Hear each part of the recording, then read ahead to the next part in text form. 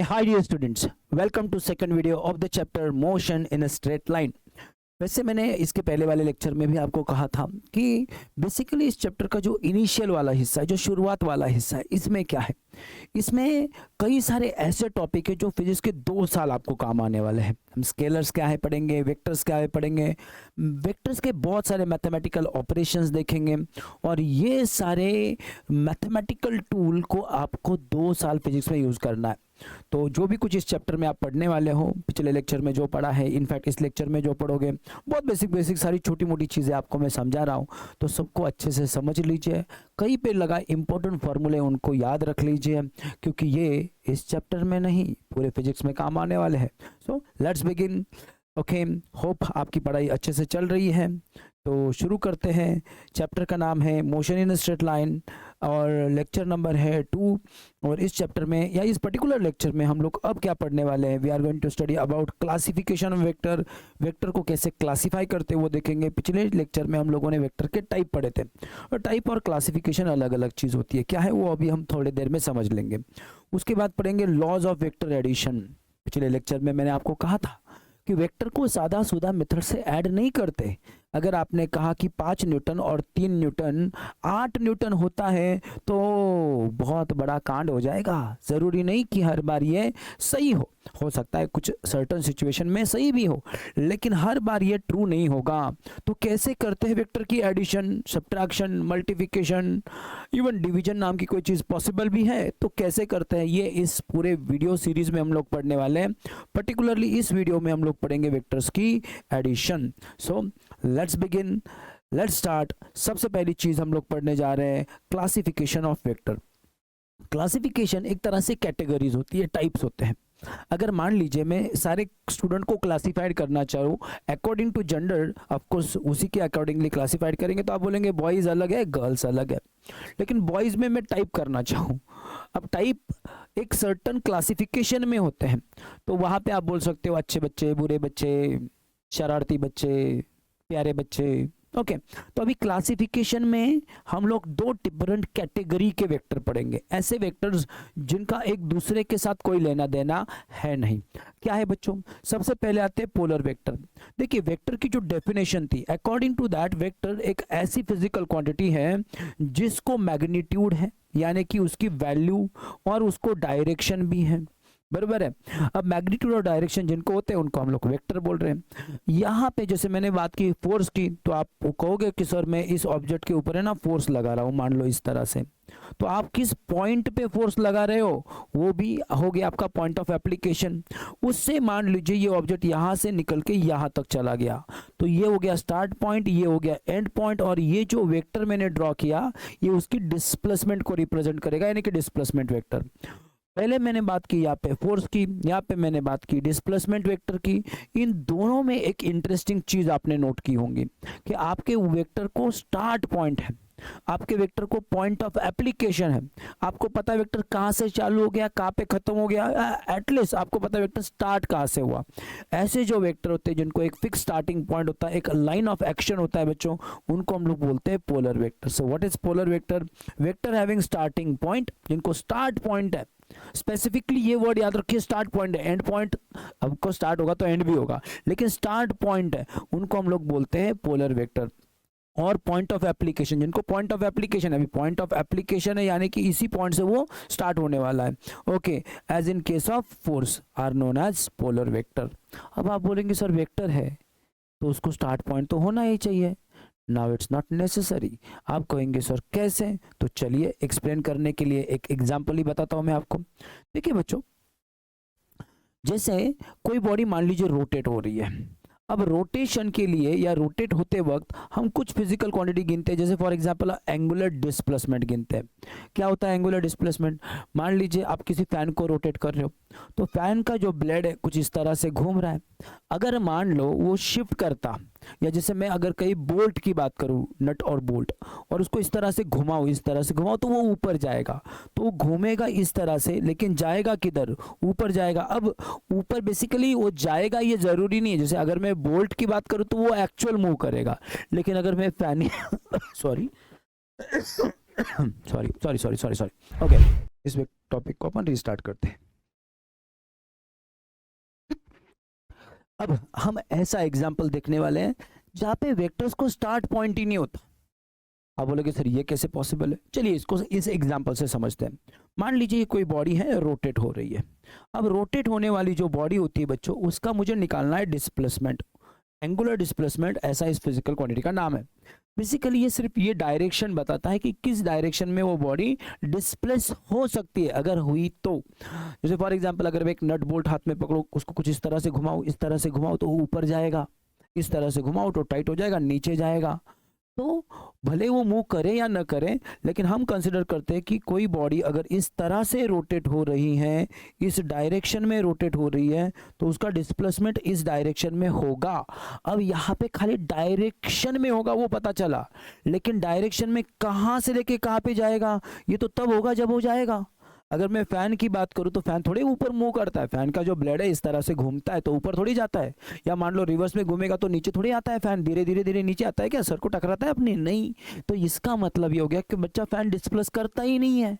जाहिर है ऐसी केस में आपका जो भी कोई फोर्स है उसको कोई स्टार्ट पॉइंट है ही नहीं, मतलब जो भी कोई वेक्टर क्वांटिटी है, सॉरी डिस्प्लेसमेंट, उसको कोई स्टार्ट पॉइंट है ही नहीं है। ऐसी कई सारी क्वांटिटीज है, एंगुलर डिस्प्लेसमेंट है, एंगुलर वेलोसिटी है, एंगुलर एक्सेलरेशन है, टॉर्क है। बाय द वे ये चारों के लिए एक ही डायरेक्शन का तरीका है। If a body is rotating like this, ये हो गया आपका angular displacement, angular velocity, angular acceleration, torque, सबका डायरेक्शन। अगर आप ऐसा रोटेट करोगे तो नीचे की ओर। ये सिर्फ सेंस बताता है कि किस डायरेक्शन में ये बॉडी का वेलोसिटी कंसीडर करना है या लेना है आपको। ओके, अब इन चारों वेक्टर का या ऐसे कई सारे वेक्टर्स का प्रॉब्लम क्या है कि इनका वेक्टर का हमें सिर्फ एक्सिस के अलोंग है उतना समझता है कि ये जो एक्सिस ऑफ रोटेशन है ना, इस एक्सिस के अलोंग ये वेक्टर है, लेकिन इसको कोई स्टार्ट पॉइंट नहीं है, यहाँ से स्टार्ट हुआ यहाँ पे एंड हो जाएगा, ऐसा कुछ भी नहीं है। ऐसे जो वेक्टर इनको हम लोग बोलते हैं axial vector. So axial vector do not have any start point, they just are along the axis. Okay, direction यहाँ पे वो बताते हैं, यहाँ पे उनकी मैग्नीट्यूड भी हम लोग निकाल सकते हैं, लेकिन मैग्नीट्यूड में ऐसा कोई फिक्स नहीं है कि तुम यहाँ से यहाँ पे लो या यहाँ से यहाँ पे लो, कहीं पे भी लो, उनका कोई स्टार्ट पॉइंट नहीं होता है, इतना आपको याद रखना है। ठीक है, तो देखिए दो टाइप के वेक्टर मैंने आपको बोला, polar vector and axial vector. Polar vector को स्टार्ट पॉइंट होता है या यूं में से इनिशियल पॉइंट होता है, एक पॉइंट ऑफ एप्लीकेशन होता है। एक्सियल वेक्टर को ऐसा कोई पॉइंट नहीं होता। ठीक है, सो होप यहाँ पे कई सारी चीजें हैं, आप लोग चाहे तो इनको पढ़ लीजिए। Now next, a very important part, triangle of vector addition। कुछ चीजें शुरुआत में काफी अजीबोगरीब कभी कभी लग सकती है। जैसे मैंने आपको अगर ये बोला बेटा कि मान लो ये एक पॉइंट है ए, यहाँ से निकल के आपको जाना है पॉइंट बी को और फिर जाना है पॉइंट सी को, तो अगर आप इस तरह से जाओगे ए से बी और फिर जाओगे बी टू सी तो कुछ डिस्टेंस कवर करोगे? आप बोलोगे हाँ सर। मैंने बोला चलो मान लो ये 5 है और ये 4 है, तो आप कितना डिस्टेंस कवर करोगे? आप बोलोगे सर 5 और 4। नो, लेकिन अगर आप ऐसा बीच में से जाओगे तो कॉमन सेंस से ये शॉर्टकट होगा।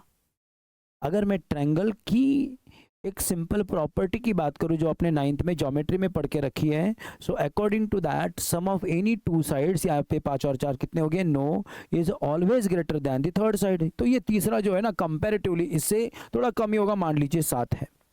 अब यहाँ पे मैंने ये लिखना कि 7 इज इक्वल टू 5 + 4, ये तो मूर्खता की हाइट हो जाएगी, लेकिन ये है स्केलर्स के लिए। वेक्टर में एडिशन रिजल्ट के टर्म में बात करता है। क्या कहा मैंने आपको? वेक्टर में एडिशन रिजल्ट, आउटकम के टर्म में बात करता है। वेक्टर बोलता है आउटकम बताओ यार, तो वेक्टर के हिसाब से अगर कोई बंदा पॉइंट ए से निकल के पॉइंट बी जाता है, यानी कि उसका वेक्टर मैंने ऐसे लिख दिया ए बी बार, फिर मान लीजिए बी से निकल के वो बंदा से सी जाता है, यानी कि बी से निकल के किधर गया? सी। तो वेक्टर बोलता है भैया तुम इतना बेवजह काहे को थके, बेवजह इधर उधर भटके, एक काम करो सीधा सीधा ए से निकल के सी चले जाओ, एक ही होगा। तो वेक्टर के हिसाब से ये चीज एक ही है। याद रखो यहाँ पे हम लोग मैग्नीट्यूड को ऐड नहीं कर रहे। I am not writing A C is equal to A B plus B C, this is 100% wrong, क्योंकि यहाँ पे मैंने ऊपर एरो नहीं किए हैं, यानी कि ये जो सिंबल है सिर्फ मैग्नीट्यूड को रिप्रेजेंट कर रहा है। तो मैग्नीट्यूड के टर्म में तो ये डेफिनेटली गलत है, लेकिन मैग्नीट्यूड और डायरेक्शन दोनों को कंसिडर किया जाए तो दिस इज परफेक्टली करेक्ट। इसका मतलब क्या है कि this vector plus this vector equals to this vector. Vector speak in terms of result. किसके टर्म में बात करता है vector? In terms of result. तो अब अगर आपको मैं ये पूछूं कि इसको लॉ में कन्वर्ट कर सकते हो, आप बोलोगे सर हाँ। कैसे करोगे? चलो एक ट्रायंगल बना लेते हैं। इसमें हम लोग क्या करेंगे, ट्रायंगल के दो साइड के अलोंग दो वेक्टर ले लेंगे। ओके, तो चलो, if two vectors are represented in magnitude यानी कि लेंथ भी मैटर करेगा उसका, and direction by two sides of a triangle taken in order. Order taken in order मतलब जहाँ पे पहला खत्म वहाँ पे दूसरा शुरू। तो देखो बच्चों, ये हो गया मान लो मेरा पहला वाला वेक्टर, जहाँ पे पहला खत्म हुआ वहीं पे दूसरा शुरू होने वाला है। तो यहाँ पे पहला खत्म हुआ, यहाँ से मैं सेकंड वेक्टर को स्टार्ट करूंगा।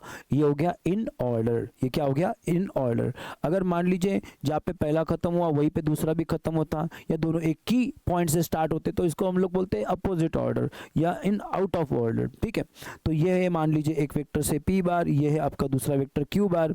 तो हम लोग अकॉर्डिंग टू ट्रायंगल लॉ क्या बोलेंगे, भैया इतना काय को थके, सीधा सीधा ऐसे ही जाते, बीच में से वहीं पे पहुंचते। तो उस केस में क्या होता है, the resultant is represented, the result यानी कि इन दोनों का इफेक्ट, इन दोनों का आउटकम, इन दोनों का रिजल्ट क्या है, इज रिप्रेजेंटेड इन मैग्नीट्यूड, उसकी मैग्नीट्यूड इतनी होगी, एंड डायरेक्शन ये होगा by the third side of the triangle taken drawn from the starting point of the first जहाँ से स्टार्ट हुआ ना वहाँ से स्टार्ट करेंगे, vector to the end point of second जहाँ पे एंड हुआ वहाँ पे एंड करेंगे। तो एक बार आराम से पढ़ लेना इस डेफिनेशन को और समझो कि ये तुम्हारा पहला एक वेक्टर है। ओके, ये तुम्हारा स्टार्ट पॉइंट है, ये इसका एंड पॉइंट है। फिर जहाँ पे सेकंड एंड हुआ, सॉरी फर्स्ट एंड हुआ वहाँ पे सेकंड स्टार्ट करो। ओके, और फिर इन दोनों का रिजल्ट क्या आएगा, इन दोनों का रिजल्ट आएगा कि तुम यहाँ से यहाँ पे पहुँच गए। रिजल्टेंट की मैग्नीट्यूड कितनी होगी, जितनी इसकी लेंथ है उतनी होगी। डायरेक्शन क्या होगी, यही उसकी डायरेक्शन होगी। ओके, और इस पॉइंट को मैं दोनों का स्टार्ट पॉइंट एक लूँगा, मतलब पहला जहाँ से स्टार्ट हुआ वहीं से रिजल्टेंट स्टार्ट होगा, और दूसरा जहाँ पे खत्म हुआ वहीं पे रिजल्टेंट खत्म होगा। ठीक है, so hope you understood this triangle law of vector addition, very very interesting. और साथ में मैंने तुमको और एक दो चीज़ें भी जो काम की थी वो बता दी। जैसे मान लो ये दो वेक्टर है, अबे क्या कर रहे हैं, ओके, मान लो ये दो वेक्टर है जिनको आपको ऐड करना है। अब आप बोलोगे सर ये दो वेक्टर में तो प्रॉब्लम है। मैंने बोला क्या बेटा? आप बोलोगे सर इनका तो स्टार्ट एंड ये तो एक जगह पे है ही नहीं। तो ऐसी केस में हम लोग करते हैं कुछ अरेंजमेंट। क्या करते हैं, suppose we have two vector से p and q, where resultant we want to find, जिनका रिजल्टेंट हमें फाइंड करना है। हम क्या करेंगे, जहाँ पे पहला खत्म हो गया वहाँ पे दूसरा स्टार्ट करना चाहते हैं, तो इसके लिए हम लोग उसको parallelly without changing magnitude and direction shift करेंगे। तो हम लोग p को सपोज एज इट इज रखा, या किसी एक को शिफ्ट करो, लेकिन शिफ्ट इस तरह से करो कि जहाँ पे पहला एंड होगा वहाँ पे दूसरा स्टार्ट हो जाएगा। So move p parallel to itself, p को पैरेलली शिफ्ट कर दिया हमने, p नीचे से लेके कहाँ पे चले गए, ऊपर लेके चले गए। Okay, itself, so that tail of p का जो टेल है, tail of p combine with head of q, ये थोड़ा उल्टा हुआ है यहाँ पे। ओके, टेल यानी कि स्टार्ट पॉइंट, हेड यानी कि एंड पॉइंट। तो यहाँ पे हमको लिखना चाहिए q और यहाँ पे लिखना चाहिए हम लोगों ने p। तो p की जो पूंछ है, p नाम का जो सांप है उसकी पूंछ, जो q नाम का p नाम का जो सांप है उसकी सॉरी q जो है उसकी पूंछ p के हेड के ओर आनी चाहिए। Okay, so hope you understood this. याद रखिए, वापस कंफ्यूज मत होइए। हेड यानी कि आपका एंड पॉइंट, एंड टेल यानी कि स्टार्ट पॉइंट। आप बोलोगे सर टेल से कैसे स्टार्ट कर रहे हो, अब नाम रखे हम लोग क्या कर सकते हैं। ठीक है, तो इस तरह से मूव करोगे। So according to the triangle law, this plus this is equals to the result. So OA plus AB is equals to OB. OA plus AB is equals to OB, यानी कि P plus Q is equals to R, और you में से R bar is equals to P bar plus Q bar. Now triangle law is really very easy. तो मुझे नहीं लगता इस लॉ में आपको कोई अड़चन होनी चाहिए। याद रखिए, अगर आप गलती से ऊपर एरो नहीं कर रहे हो, जैसे मान लो इस डायग्राम में कोई बंदा ऐसे लिख रहा है कि OA plus AB is equals to OB, तो आपने इतना बड़ा पाप किया है कि जिसको पृथ्वी के ऊपर माफ करना पॉसिबल नहीं। इसमें हमने बोला कि ये डिस्टेंस प्लस ये डिस्टेंस इक्वल्स टू ये डिस्टेंस। आपको तो इसके लिए सीधा सीधा टाइटन ग्रे पे भेजना पड़ेगा। तो आपको यहाँ पे एरो करने हैं, तभी आपने लिखा हुआ स्टेटमेंट मैथमेटिकली करेक्ट है। So this law is true when you are talking in terms of both magnitude and direction. So let's see the next law. देखो बच्चों, एडिशन करने के कई सारे वे हैं। एक वे तो मैंने अभी अभी आपको बता दिया, that is triangle law of vector addition. The next is parallelogram law of vector addition. अब इस केस में क्या प्रॉब्लम है, हमने दो ऐसे वेक्टर चूज किए हैं, they start from the same point, एक ही पॉइंट से ये दोनों वेक्टर क्या हो रहे, स्टार्ट हो रहे, चलेगा। सो इसके पहले कि मैं ये लॉ आपको समझाऊं, थोड़ा मैं इसके बारे में आपको कुछ चीज़ें बताता हूँ। जस्ट इमेजिन करो कि एक फुटबॉल रखा है मैंने ग्राउंड पे यहाँ पे, और हमने बोला कि चलो यार इस फुटबॉल को थोड़ा किक करते हैं, थोड़ा दूर लेके जाते हैं। तो हमने एक अच्छा प्लेयर ढूंढा, मान लो मेरा एक दोस्त है रोनाल्डो, उसको बुला लिया, उसने किक किया अपनी पूरी जान लगा के, और ये फुटबॉल मान लो ज़मीन को लग के स्ट्रेट लाइन इस दिशा में इतना डिस्टेंस गया। फिर मैंने मेरे दूसरे एक दोस्त को भी आवाज़ दिया, मैंने बोला बेटा तू भी ट्राई कर ले, उसका नाम मेसी था। फिर उसने भी पूरी जी जान लगा के किक की, और वो बॉल इस डायरेक्शन में गया, सपोज इतना डिस्टेंस गया। समझ में आ रहा है मैं क्या बोल रहा हूँ, ज़मीन को लग के, मैंने बोला ऊपर से हवा से नहीं मारो, ज़मीन से मारो खाली। अब मैंने बोला दोनों एक साथ आओ, दोनों ने एक साथ ही किक करो। अब दोनों अगर उसको एक साथ ही किक करेंगे तो कॉमन सेंस है, ना तो वो यहाँ पे जाएगा ना तो यहाँ पे जाएगा, वो बीच में से कहीं पे तो जाएगा। अब हमारे माइंड में दो सवाल आने चाहिए, सर बीच में एग्जैक्टली कहाँ पे जाएगा और कितना दूर जाएगा। कहाँ पे जाएगा ये तो डायरेक्शन की बात हुई, और कितना दूर जाएगा ये मैग्नीट्यूड की बात हुई। तो अकॉर्डिंग टू पैरेललोग्राम लॉ वो बोलते हैं कि सिंपल चीज़ है, एक पैरेललोग्राम तैयार कर लो। क्या बना लो, एक पैरेललोग्राम बना लो। ऐसा पैरेललोग्राम, मान लो अभी ये मैंने इसको पैरेलल निकाला, ये मैंने इसको पैरेलल निकाला, और फिर ये जो पैरेललोग्राम आपने बनाया ना उसका निकालो डायगोनल। ये जो डायगोनल है ना, ये वो लाइन है जो आपको दोनों चीज़ें एक साथ बता रही है। मतलब अगर इन दोनों लोगों ने एक साथ इस फुटबॉल को किक किया होता तो ये यहाँ से लेके यहाँ तक जाता, इतना डिस्टेंस जाता, जितना डायगोनल का लेंथ है उतना डिस्टेंस जाता, और इसी एंगल में जाता। समझा। अब यहाँ पे एक चीज़ आपको समझने की ज़रूरत है कि मान लो हमारे रोनाल्डो को हमने मस्त 4-5 दिन खाना दिया था तो थोड़ा हेल्दी था, उसने फुटबॉल को किक किया, थोड़ा दूर गया। बेचारा मेसी जो था 3 दिन का भूखा था, तो उसने किक किया तो मान लो उसका फुटबॉल इतना ही दूर गया, उसके फुटबॉल में उतनी ताकत नहीं थी, ज़्यादा दूर नहीं जा पाया। अब इस केस में अगर मैं पैरेललोग्राम ड्रॉ करूँगा तो it will be something like this, बराबर है। और फिर अगर मैं इन दोनों को एक साथ किक करने को बोलता तो यू कैन सी कि that is much in favour of Ronaldo. Why? इस केस में ऐसा क्यों हुआ? क्योंकि उसी के पार्ट में ज़्यादा कंपैरेटिवली फोर्स लगा था। तो ये जो है, ये जो बीच वाला चीज़ है वो एग्जैक्टली सेंटर कभी चूज नहीं करने वाला। वो क्या चूज करेगा? मैक्सिमम जो फोर्स ज़्यादा है, जिसकी वैल्यू ज़्यादा है, या जो भी वेक्टर क्वांटिटी जिसकी वैल्यू ज़्यादा है उसके फेवर में वो कंपैरेटिवली रहेगा ज़्यादा। यही इस लॉ में हमको समझाया गया है, बताया गया है।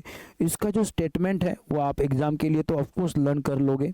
एग्जाम के हिसाब से अगर मैं बात करूं तो it is really really important, चलेगा।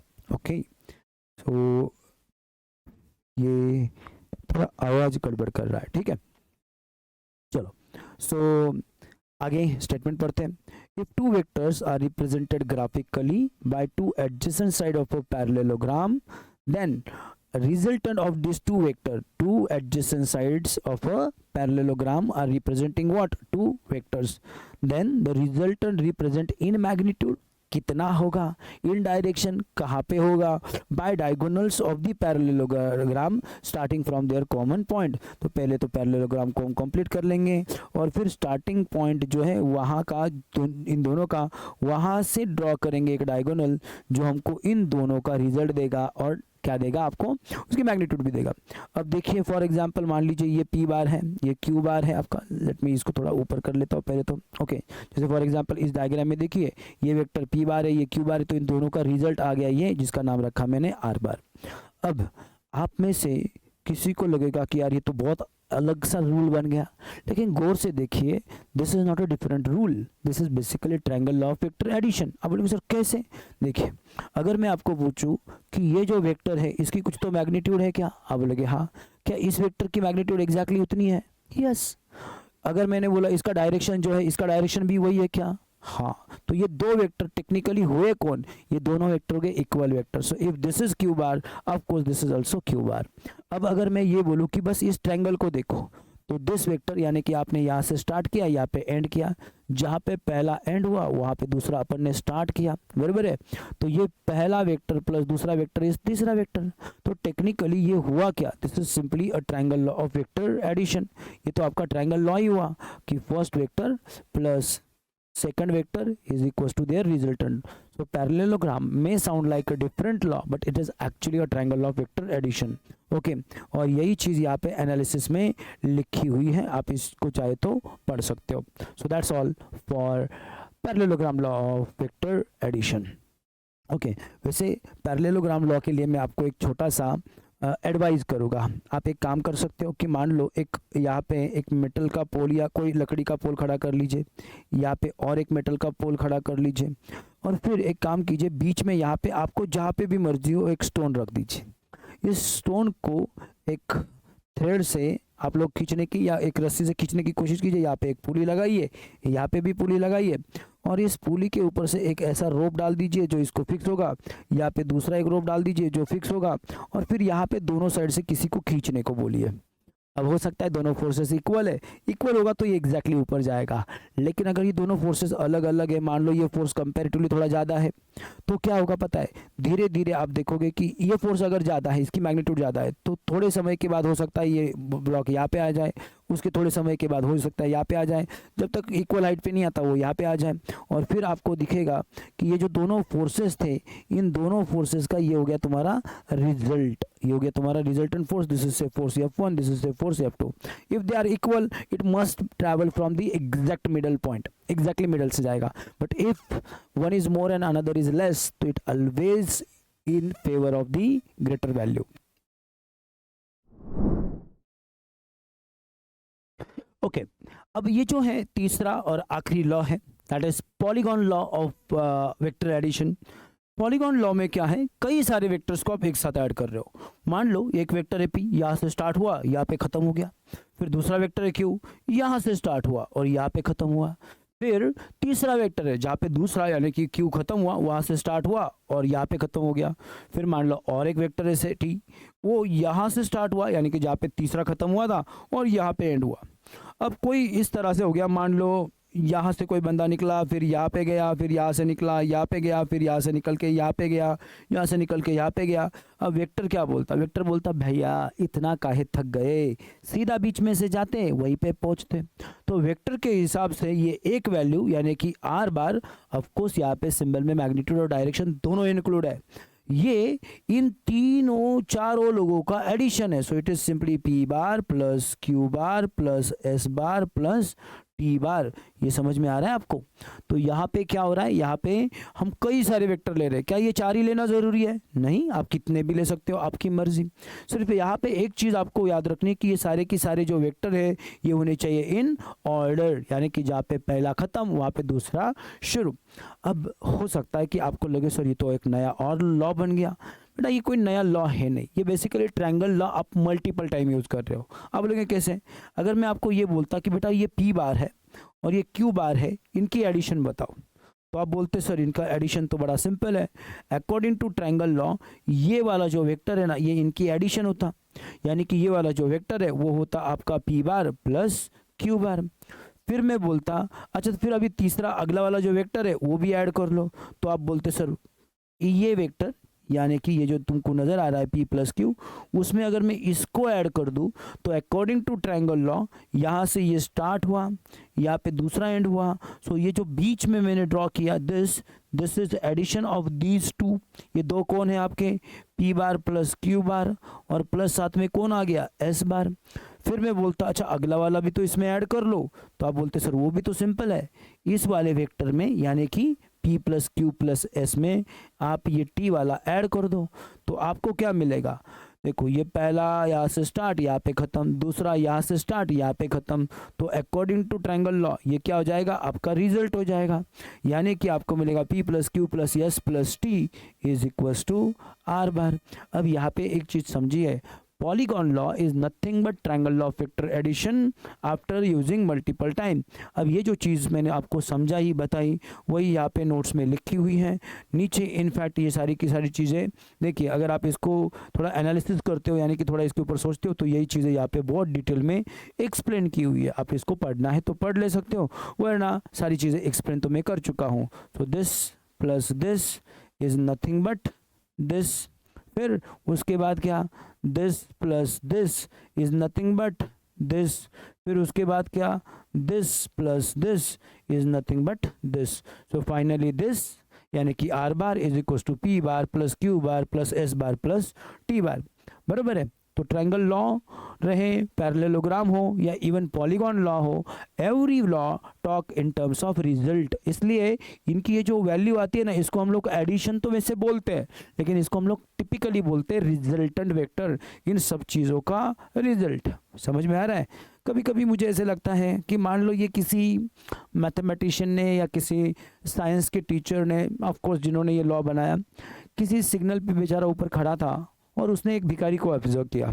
उसने देखा एक भिखारी था, यहाँ से निकला, पहले कस्टमर के पास गया, मतलब पर्सन के पास गया, उसको बोला भैया किसी के तो नाम पे दे दो, मोदी के नाम पे दे दो, राहुल के नाम पे दे दो, केजरीवाल के नाम पे दे दो। फिर उसने तो कुछ दिया नहीं, तो वहाँ से निकल के बेचारा तीसरी बार गया, किसी अलग जगह पे गया, वहाँ पे भी उसने अलग अलग लोगों के नाम लिए, किसी भगवान के नाम लिए, इसके नाम पे दे दो, उसने किसी ने दिया ही नहीं। फिर यहाँ से निकल के यहाँ पे गया, वहाँ पे भी थक गया बेचारा, भीख मांग मांग के, किसी ने उसको दिया ही नहीं। फिर उसने देखा वो यहाँ पे गया और फिर यहाँ पे उसको 1 रुपया मिल गया। अब उसने सोचा कि भैया, मतलब वो जो थे, कि तुम इधर से डायरेक्ट इधर जाते तो फिर भी तो तुम्हारे को तुम्हारा हिस्सा जो भी तुमको चाहिए था वो तो मिल ही जाता। यानी कि this efforts is equals to all this 3 efforts, right? So hope you understood this law. That's all for this typical small video. Hope आपको ये समझ में आ चुका है। इसमें मैंने बहुत सिंपल लॉज बताया, लेकिन अगर आप इन लॉज को समझते हो, अंडरस्टैंड करते हो, देखो अंडरस्टैंडिंग एक्सट्रीमली इंपॉर्टेंट होती है। रट्टे मार के साइंस में अच्छे मार्क्स नहीं मिलते, मिल भी जाए तो आपका माइंड इनोवेटिव लेवल पे नहीं रहेगा। खाली एग्जाम क्रैक कर लोगे, उससे कई इंजीनियरिंग, मेडिकल या जो भी आप इंडस्ट्री में जाना चाहते हो वहाँ पे एडमिशन भी मिल जाएगा, लेकिन आप एक नॉर्मल पर्सन बन के रहोगे, खाली एग्जाम में मार्क्स लेने वाले होगे, दिया हुआ काम करने वाले होंगे। लेकिन इनोवेशन उनका होता है जिनको चीज़ें अंडरस्टैंड होती है, क्योंकि अंडरस्टैंडिंग आपको कॉन्सेप्ट के एप्लीकेशन समझाएगा, एप्लीकेशन ही आपको आगे जाके इनोवेशन के लिए मदद करेगा। सो that's all for this video. Thank you for watching this video. जय हिंद। अगर आप ये वीडियो यूट्यूब पे देख रहे हो तो इसको क्या करते हैं, कहते हो, हाँ, अपने दोस्तों के साथ शेयर करो। और क्या कहते हैं, रुको मैं याद करके बताता हूँ। अच्छा, सब्सक्राइब भी कर लो चैनल को। और कुछ करना है मुझे? बस हो गया। और हाँ, चलो बस हो गया आज के लिए। जय हिंद, बाय बाय।